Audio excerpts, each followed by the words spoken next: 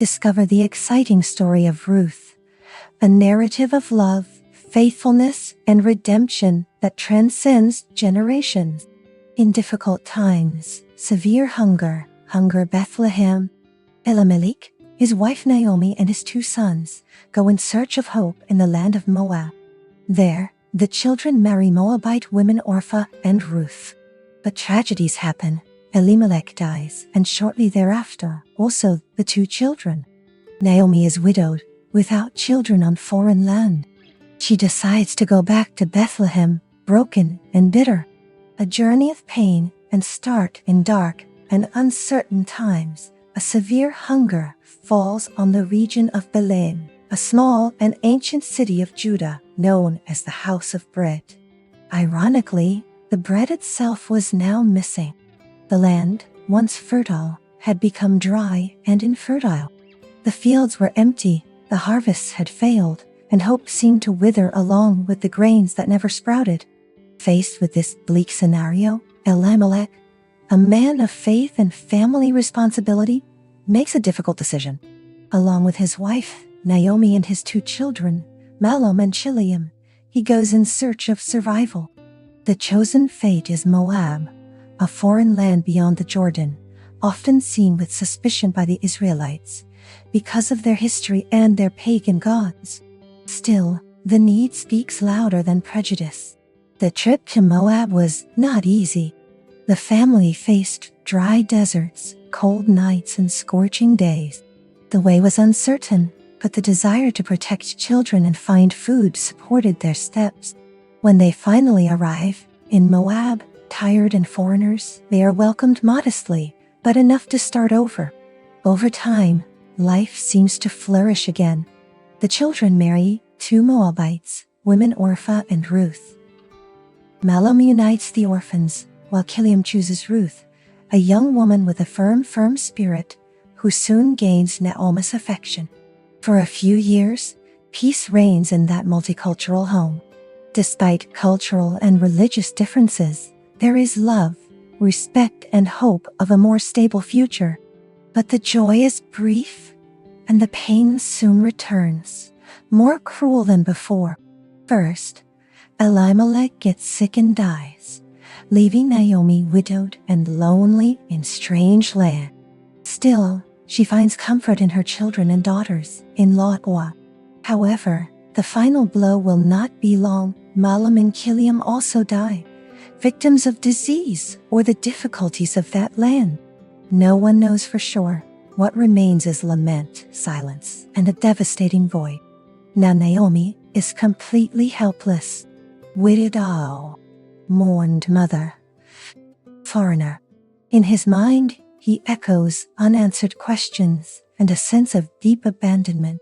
The 3 women, Naomi, Orpah, and Ruth, share the mourning, sitting in the shadow of memories that become more painful every day.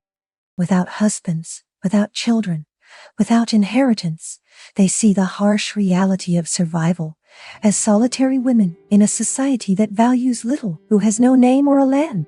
Naomi, bitter and broken, looks at the past with longing and the future with uncertainty. It is the beginning of a journey where faith will be tested, the ties will be proven, and where, in the midst of pain, a story of redemption that will cross generations will begin to emerge. The choice of Ruth Naomi, devastated by the pain that life imposed on her, feels like a shadow of what she once was. Widow, without children, and in a foreign land, carries with him a deep mourning and the feeling that God turned his face to her. His soul is heavy, and the words that once came out of sweetness now are marked by bitterness. She feels that there is nothing more she can offer, neither home, nor offspring, nor security. Faced with this hard reality, Naomi makes an altruistic decision. He frees her daughters-in-law from the responsibility to continue with her. In a gesture of love and detachment, she encourages them with a trembling voice to return to their families in Moab. There, perhaps they could find comfort, a new marriage, children, and the warmth of their homes, things she could no longer promise to them.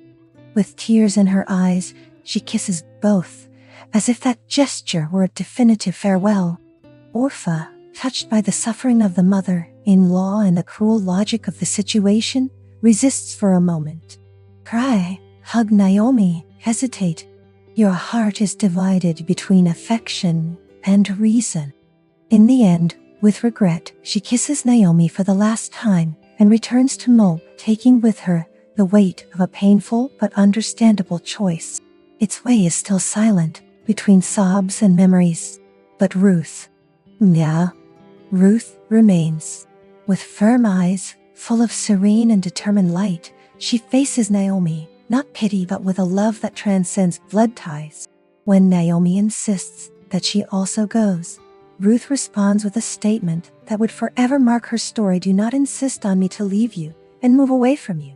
For where you go, I will go. Where I rest, I will rest there. Your people will be my people, and your God will be my God. Where you die, I will die, and there I will be buried. May the Lord punish me if something other than death separates me from you. These words are not just a vote of loyalty, they are a pact of life, an absolute surrender to the unknown, motivated not out of obligation, but for love. Ruth, a foreign woman, creates an eternal bond with a broken woman, choosing the most difficult, most unlikely way. At that moment, something changes. The sky is still cloudy, the future is still uncertain, but a spark of hope is born. Back to the promised land after a long silent journey, marked by mourning, dust and hope, Ruth and Naomi finally cross the limits of Bethlehem. It is the time of barley harvest, the first harvest of the year, a period that, for many, symbolizes renewal, abundance, and beginning. The fields ripple like a gold sea in the wind, and the perfume of the newly cut earth invades air as a breath of new life. For Naomi, the return to your hometown is bittersweet. She steps back on family soil, but does not recognize herself in the woman who returns. The houses look smaller, the narrower streets, and the faces that once smiled, now they face her with astonishment and pity. Is this Naomi? The voices around. But she responds with pain. Don't call me Gammy, call me Mara, because the Almighty has made my life very bitter. Carrying the weight of losses, Naomi tries to hide her pain under a veil of resignation. But beside him he is Ruth, firm, silent, and determined. The young Moabita walks with conscious steps, absorbing every detail of that strange place, which would gradually start calling home. She observes the fields, the workers, the rhythms of the city, and feels within themselves a seed on the purpose of starting to germinate. Without waiting for anyone to sustain them, Ruth decides to act. It offers to go to the fields, to reap the leftovers left by the reapers, a practice allowed by the Mosaic law for widows, foreign and poor. With humility, she accepts this tiring task without glamour, guided only by the desire to feed herself and Naomi. It does not seek prominence, only survival. It's early when she leaves. Dew still wet the earth, and the sky begins to dye with orange and pink. She walks alone until she found a field where she could work. There, he bends between the rows, joins the ear, with his hands injured and his knees dirty with dust. But in every gesture, there is dignity. In each movement, there is strength. Your tired body does not reflect the greatness of your soul, and even without realizing it, Ruth begins to draw attention. Not just for its beauty, which is simple but radiant, but for the way it works. Without complaining, without hiding, always respectful and helpful with others. His silent dedication echoes louder than any word. As the sun rises over the fertile fields of Bethlehem, illuminating the golden stems as if touched by sacred fire, Ruth reaps more than food. It also collects dignity, trust, and purpose. In the midst of the uncertainty of the future, it begins to build, with its own hands, a path of faith and transformation. Seeds of hope, after days of hard work, under the scorching sun between the dry and dusty grooves of the barley fields, Ruth returns home, with arms loaded with a generous bundle of ears. His hands are tired, marked by earth and effort, but his countenance carries serenity and dignity. Upon entering the humble house where he lives with Naomi, the sound of wheat beating against wood echoes as a sign of life, a sign that even in the desert of loss, something new begins to flourish. Naomi, sitting in silence, raises her eyes and is amazed at the abundance she sees. The amount of barley harvested by Ruth is not common for a foreign and widow woman. His eyes shine with a mix of surprise, gratitude, and an emotion that had long seemed to sleep hope. The fresh smell of the ears flood the environment, and with it comes a distant memory of the times of abundance, family laughs, full tables. While carefully examining the grains, Naomi, in a choked voice, asks, "What field did you work in today, my daughter?" Ruth, without realizing the impact of her answer, says simply the name of man is Boaz. At that moment, time seems to stop. The name echoes, Naomi's mind as a divine call. Boaz, a name she hasn't heard for years, but now shines like a lighthouse in the darkness. He's not just the landowner, he's a distant relative of Elimelech. And more than that, according to Israel's ancient tradition, Boaz is a restiator, someone with the right to restore lineage and protect the inheritance of the family. The discovery resonates in his soul as a forgotten music note. The grief is still there, but now mixed with the memory that God, silently, never stopped acting. Naomi then proclaims, with a heart warmed by faith, "Blessed be him by the Lord, who has not failed to show goodness to the living or the dead." Naomi's words seem to rekindle something deep. A seed planted on the hard soil of loss begins to germinate. Boaz's kindness to Ruth was not accidental. She knew later that he took care that no one molest her in the countryside, allowed him to reap between the beams, shared food with her, and ordered workers to let ears fall on purpose so that she could collect them with dignity. All of this did not go unnoticed, neither by Ruth, neither Naomi, nor through the city. The news of Boaz's generosity and honor spreads rapidly through Bethlehem. Residents murmur with admiration over how he treated that young Moabitess with such kindness. A redemption plan, the harvest of barley advances, and the days go with the pace of the stations. Naomi, who was once like an empty and bitter woman, now watches with more close eyes the wires of hope that silently intertwine her story. Each gesture of Boaz, every return of Ruth home with her arms full, is like a delicate answer to the prayer she no longer dared to do. But Naomi is not just a woman restored by faith. She is also wise. Knowing deeply the traditions and laws of her people, she understands that Boaz is more than a generous man. He is a redeeming relative, someone with the legal and spiritual responsibility of restoring the lineage of a late relative, marrying the widow, and preserving the inheritance of the family. And this revelation arouses in it not only gratitude, but action. With serenity and determination, Naomi begins to draw a plan. A bold plan, but aligned with justice, faith, and love. She calls Ruth close to her, and in a careful but firm tone, shares her idea. The Moabitess listens to each word carefully, the fixed eyes on the mother-in-law, absorbing the meaning of what is being proposed. Naomi explains that night Boaz would be working out on her era, a reserved place where the grain is separated from the straw, a symbolic place where what is pure and useful remains, and what no longer serves is carried by the wind. It is there, under the silent stars, that the next phase of their history will happen. Ruth should wash, anoint with fragrant oil, and wear her best cloak not for vanity, but as a gesture of dignity and preparation for something sacred. She does not go to Boaz as a servant, but as a full woman, aware of the value she carries. Naomi advises that after Boaz finish eating and drinking and lie down to rest, Ruth should approach humility, discover her feet, and lie down there. A silent but meaningful gesture, a silent supplication for coverage, protection, and redemption. Ruth, although foreign, demonstrates impressive confidence in Naomi's wisdom. She does not question, does not hesitate. Answer only, I will do everything as you told me. And so, with her heart throbbing, she prepares to fulfill her role in a larger plane than she thinks.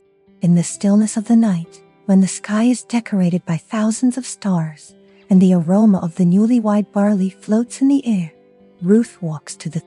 Each step is a mix of courage, faith, and vulnerability. Justice and honor. By dawn the next day, Boaz wakes up with a firm purpose in his heart. The conversation with Ruth, the night before, still echoes in her mind. Her brave words, her humble surrender, and the purity of the gesture of trust she had offered her.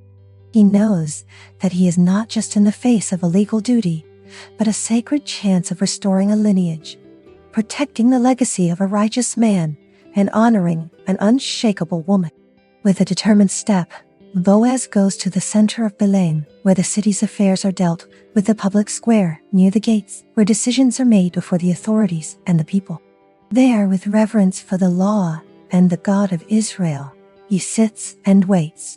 Little by little, elders and witnesses begin to meet, summoned by their respectable presence. Among them is the closest relative of Elimelech, the one who, according to the law, would have the first right of redemption. In a clear voice and with total transparency, Boaz exposes the situation. Naomi, who returned from the fields of Moab, is selling the part of the land that belonged to our brother Elimelech. If you want to rescue, I rescue before these. The man initially proves to be arranged. Land possession was attractive, and law seemed advantageous. But then Boaz completes, on the day when you take possession of the land, you should also take Ruth, the Moabitess, Mahlon's widow, to keep the deceased offspring of her inheritance alive. Given this requirement, which involved not only material goods, but the responsibility of perpetuating the name of another man, the relative hesitates. The decision is not based on gain now, but on sacrifice. In preserving the memory of Elimelech and his children, with honesty, he retreats, saying, I cannot redeem it because I would compromise my own inheritance. The people gather closer. The elders approach. And then, in a traditional gesture of renunciation and legal transfer, the relative removes the sandal from the foot and delivers the Boaz, an ancient custom of Israel that symbolizes the conclusion of a formal agreement. Now, the following silence is deep. It is the moment of truth.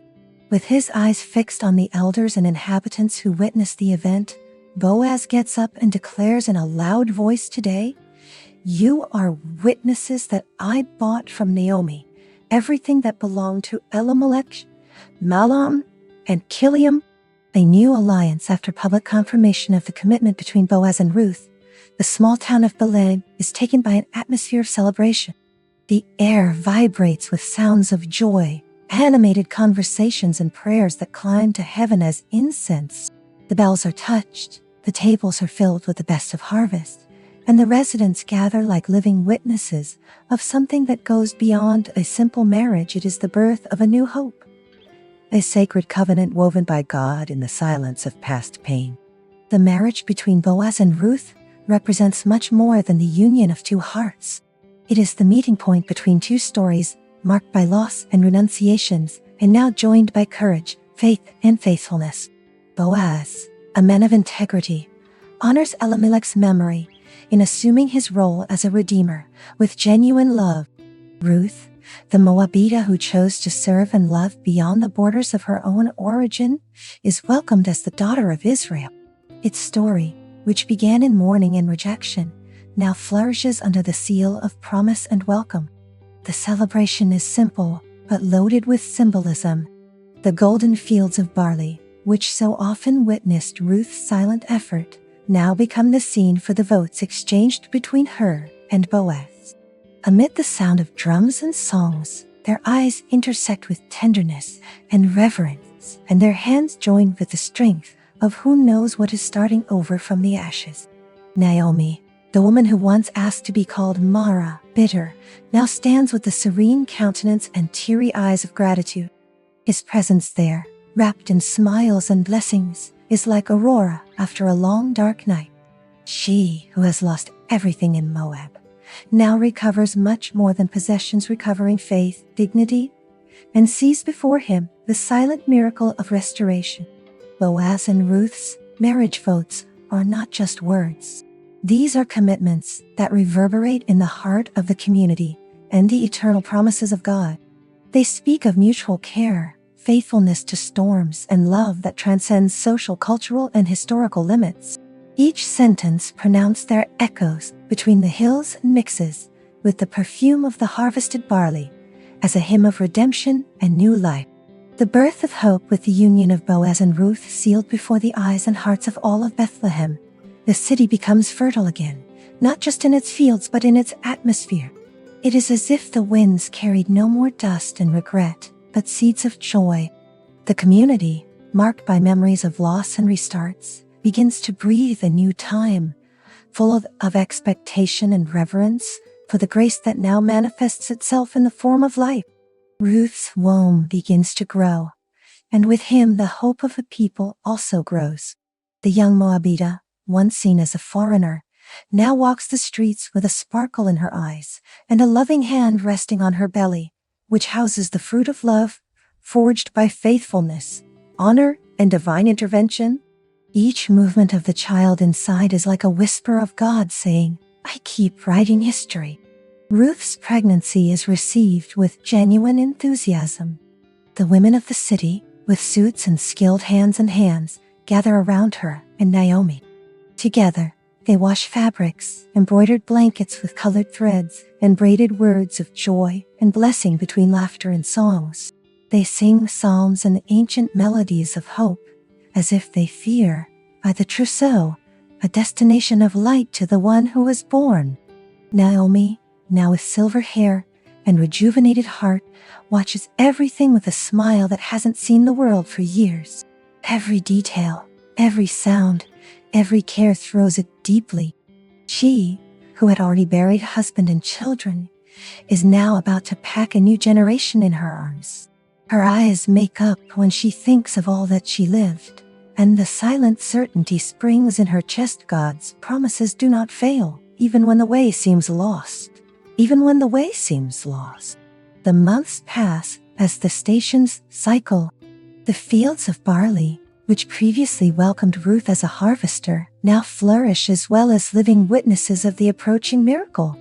And then, in a soft dawn, when the sky begins to open in shades of violet and gold, the moment comes. The labor is intense, but wrapped in a sacred environment. Women assist with firm hands and soft songs, while Boaz remains close in silent prayer. Outside, the first rays of sunshine touches the plantations, as if the earth is bowing in honor of what is to come. And then the cry breaks the silence, strong, of course, full of life. Ruth gives birth to a healthy boy, and the sound of the newborn echoes through the fields as a song of redemption. The weeping is not of pain, but of rebirth. God's invisible hand permeates every aspect of Ruth and Naomi's life, leading his steps silently and intertwining the wires of fate with a mastery that only the Creator can exert. Even at the darker moments, when the weight of pain seemed unbearable, tears were many, and the horizon was wrapped in mist and uncertainty, the divine presence was subtly manifested but unshakable, like a fine light that never goes out, even in the deepest darkness. Each unexpected encounter, every decision made with faith, every obstacle that arose on the way revealed, in fact, the loving care and the protection of a superior force, which not only observes, but acts behind the scenes of human history. What at first glance seemed coincidence or simple luck was, in essence, orchestration. Needs a God who does not abandon his promises and who transforms the most difficult trials into opportunities for growth, learning, and renewal.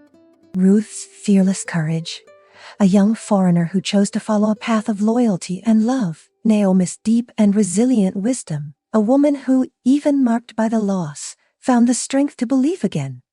And the magnanimous generosity of Boaz, the man who has become an instrument of redemption, are clear reflexes of this divine orientation. They personify the silent and powerful action of the one who guides human steps with purpose and compassion. Thus, the story of redemption, love, and restoration that unfolded in the golden fields of Bethlehem is not mere casuality, nor the result of mere human will, but the result of the providential intervention of a sovereign God. A God who acts in the invisible, who aligns hearts and events, who opens doors where there seemed to be only walls, and who, with infinite patience, fulfills his eternal designs. Thus, Ruth and Naomi have experienced in the flesh and spirit the profound truth that even in the most adverse circumstances, when everything seems lost, faithfulness and confidence in the one who never fails can transform suffering into joy, desolation in hope, and the shadow of death in a path to abundant life. It is the invisible hand of God, ever present, always faithful, who silently moves the plot of existence, bringing light where there is darkness, renewal where there are ruins, and a future full of promises to those who surrender with faith and courage. Ruth's eternal legacy transcends the borders of time and space, echoing through the centuries, such as a vivid and pulsating testimony of faith, unshakable love, and sublime redemption. The story of this extraordinary woman, whose courage and loyalty challenged social conventions and cultural barriers forever, changed the course of history, illuminating dark ways with her timeless message of hope, perseverance, and confidence in the divine plan. The birth of Obed, the result of the meeting between Ruth and Boaz, not only strengthened family ties between her, Boaz, and Naomi, but also marked a crucial and sacred moment, sealing the fate of a blessed and carefully guarded lineage by God. Obed, as a son, became the bridge between generations, being the father of Jesse, and this, in turn, the father of the great King David, one of the most venerated leaders in Israel's history. Ruth's influence surpassed the physical borders of the small town of Bethlehem. His presence became an essential pillar in the sacred narrative of the chosen people, a foreigner who, in embracing the faith and culture of his new home, entered the royal genealogy with honor and dignity. Its story reminds us that inclusion and true love are forces capable of transforming legacies and destinations. And so, over the centuries, this same line, blessed by God, Jesus Christ emerged, the promised Messiah, the one who would bring definitive redemption to all humanity, fulfilling prophecies and revealing the unconditional love of the Creator for his people. Ruth's trajectory, from a woman common to the ancestor of the Salvador, resonates as a powerful statement that even in the most adverse circumstances, unlikely and challenging, the divine plan is always in action, moving in a mysterious and perfect manner. It invisibly weaves the delicate strands that connect each life, every story, every choice, in a majestic tapestry, where nothing is by chance and everything converges to a greater purpose. May the story of Ruth be an inspiring reminder of divine providence, who does not abandon his children, but guides his steps with wisdom, patience, and love, leading us to the fullness of grace, hope, and eternal salvation. Are you thrilled with Ruth's story? Comment below, what was your favorite moment? May the story of Ruth be inspired to be faithful and brave in the midst of the adversities of life, trusting that the divine hand is always acting in our favor. Ruth's gesture is so deep that Naomi, surprised and thrilled, can no longer insist. In silence, the two women begin to walk the way back to Bethlehem. Ruth does not carry riches, no concrete promises, only courage, empathy, and faith that, even not fully understood, already moves her with intensity. Your choice, marked by the renunciation of comfort and safety, transforms not only your destination, but also that of future generations. Thus, the young Moabita, with a heart full of bravery and love, takes the first step in a new journey. Alongside Naomi, a journey that intertwines pain and hope, mourning and loyalty, and will become an eternal milestone of feminine solidarity and true faith. For Naomi, the food that comes at night in his calloused hands is more than physical support. It is a silent sign that God is still there, still sees them, still provides. And so, in the heart of the promised land, two women, one bitter and a foreigner, begin, with small steps and brave hearts, to rewrite a story that the world had forgotten. In a culture where foreigners rarely received welcome, Boaz stands out as a man of character, justice, and mercy. And that awakens not only respect, but hope. Naomi begins to glimpse a different future from the one that the bitterness had shown him. For the first time in a long time, she feels that perhaps God still sees her, still has plans for her lineage, still wants to restore what suffering has led. Boaz is not just a material support. His presence in Ruth's life is like a light that crosses the slits of the broken past and illuminates a new path. For Ruth, Boaz's generosity is a silent response to her faithful choices. She, who could have returned to the comfort of her land, chose to love, serve, and follow a wounded woman. Now it reaps, literally and symbolically, the fruits of that decision. Thus, in that little home marked by pain, now there are enough grains for many days, but also something even more valuable, renewed faith. The promise of better days begins to grow in their hearts. Love and faithfulness, even when they are not understood immediately, are seen and rewarded at the right time by the hand of the one who never leaves those who trust him. And in the silence of the night, while the ears are organized in baskets, two women previously forgotten by history unknowingly become protagonists of an eternal heritage. She watches Boaz, lying at rest, and approaches with respect, following every detail of the plan carefully. When he wakes up, frightened to feel something at his feet, she introduces herself, not afraid. "But true am I Ruth, your servant. Extend your cover upon me, for you are rescuing." These words, said firmly in reverence, are not just a request for protection, they are a delivery, an invitation to mutual redemption. Ruth is not offered as property, but as part of a sacred alliance. His gesture is of total trust in tradition, justice, and in Boaz's goodness. Boaz's heart is deeply touched. He recognizes that Ruth could have sought any other, younger or richer man, but he chose the way of honor and loyalty. And in his answer, there are more than promises. There is reverence, there is gratitude, there is a recognition of the rare virtue before him. "Blessed are you, my daughter. Well, do not fear. Everything you said will do for you, because the whole city knows that you are a virtuous woman." However, there is a crucial detail. There is another closer relative that by law would have the first right to rescue Ruth. Boaz, faithful to justice, promises to resolve the issue at dawn, correctly, and before the witnesses. But in his voice there is a firm intention to fight for her, not out of obligation, but out of love. That dawn, while a light does not yet break the horizon, Ruth returns home with more than barley.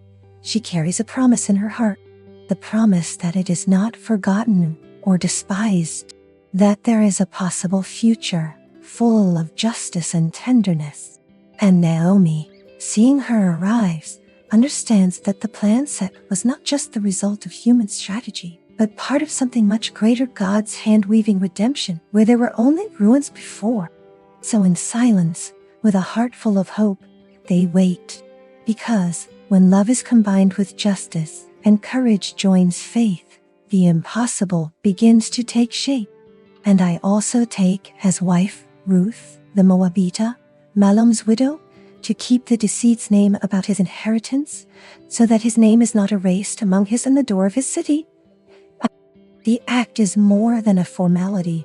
It is a public gesture of courage, honor, of obedience to law and divine mercy. Boaz does not act for interest, but for conviction. Its decision rescues not only a property, but the dignity of a wounded family. It offers Ruth, a foreign and widow woman, not just protection, but place name, and future. Elders, thrilled, bless union with words full of reverence. And hope be the woman who enters your house like Rachel and Leah, who built the house of Israel, that your descendants are powerful in Ephratah and famous in Bethlehem. And so, under the watchful eyes of the community, Boaz seals the commitment of redemption with courage and integrity. His name, once respected, is now admired. His act raises the pattern of justice, and his life becomes a symbol of how true love manifests itself in concrete and altruistic choices. In this gesture, justice and mercy meet. The honor is restored, and a new story begins to be written, not just for Boaz and Ruth, but for all the people of Israel. Because when you act with truth, God transforms commitments into eternal legacies. The covenant formed that day unites past, present, and future in a single divine purpose to restore the name of a family, preserve an inheritance, and continue a lineage that would one day change the fate of the world. Ruth, who started as a foreigner, is now a living part of Israel's history. Boaz, who could have chosen the easiest way, decided to walk the verita of honor and commitment.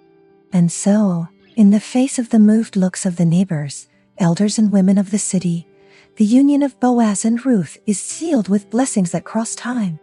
The songs continue to the night, and the words of the elders echo hard. May the Lord make this woman as Rachel and Leah, who built the house of Israel. May your descent be strong, and your name perpetuated among the generations. There, in the small village of Bethlehem, where hunger, death, and longing had left their marks, something new began. A simple marriage, but guided by divine providence, becomes an eternal framework of faith, obedience, and redeeming love. Because when two hearts come together, not only by passion, but by purpose, the story not only changes, it is eternalized. The baby's name is Obey, which means servant, a name loaded with meaning, for he will be the servant of the promise, the link between past and future, root of an eternal legacy. Naomi holds the boy in his arms for the first time, and his face illuminates. Wrinkles, previously marked by suffering, now carry the beauty of a restored life. She welcomes him as the living response of his silent prayers, and declares, with a full heart, this is my rescuer. The women around celebrate Naomi has a son. They don't just say to say, they know that in that baby, there is more than blood and meat. There is continuity, there is purpose, there is promise.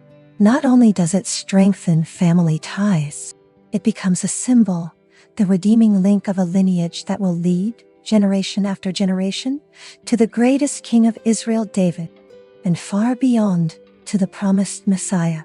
In the heart of Bethlehem, the birth of that boy is like a torch that lights the future. The story of Boaz, Ruth, and Naomi proves that God turns ashes into joy, foreigners into heirs, and tragedies into bridges for eternity.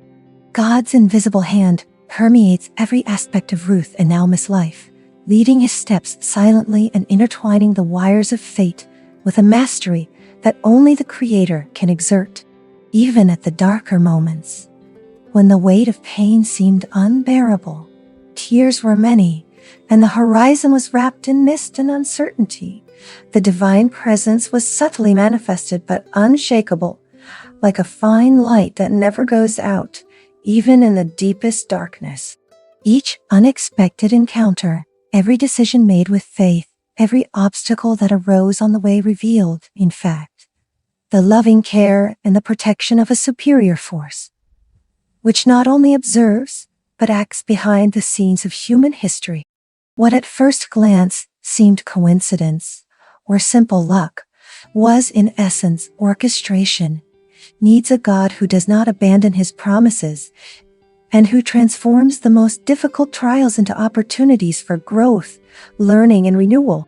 Ruth's fearless courage, a young foreigner who chose to follow a path of loyalty and love. Naomi's deep and resilient wisdom, a woman who, even marked by the loss, found the strength to believe again. And the magnanimous generosity of Boaz, the man who has become an instrument of redemption, are clear reflexes of this devotion. They personify the silent and powerful action of the one who guides human steps with purpose and compassion. Thus, the story of redemption, love, and restoration that unfolded in the golden fields of Bethlehem is not mere casuality, nor the result of mere human will, but the result of the providential intervention of a sovereign God. A God who acts in the invisible, who aligns hearts and events, who opens doors where there seem to be only walls, and who, with infinite patience, fulfills his eternal designs.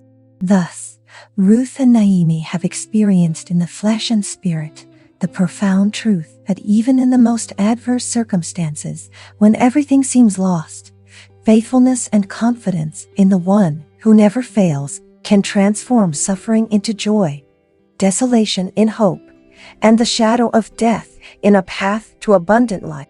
It is the invisible hand of God, ever present, always faithful, who silently moves the plot of existence, bringing light where there is darkness, renewal where there are ruins, and a future full of promises to those who surrender with faith and courage. Ruth's eternal legacy transcends the borders of time and space, echoing through the centuries such as a vivid and pulsating testimony of faith, unshakable love, and sublime redemption. The story of this extraordinary woman, whose courage and loyalty challenged social conventions and cultural barriers, forever changed the course of history, illuminating dark ways with her timeless message of hope, perseverance, and confidence in the divine plan. The birth of Obed, the result of the meeting between Ruth and Boaz, not only strengthened family ties between her, Boaz, and Naomi, but also marked a crucial and sacred moment, sealing the fate of a blessed and carefully guarded lineage by God. Obed, as a son, became the bridge between generations, being the father of Jesse, and this in turn, the father of the great King David, one of the most venerated leaders in Israel's history. Ruth's influence surpassed the physical borders of the small town of Bethlehem. His presence became an essential pillar in the sacred narrative of the chosen people, a foreigner who, in embracing the faith and culture of his new home, entered the royal genealogy with honor and dignity. Its story reminds us that inclusion and true love are forces capable of transforming legacies and destinations.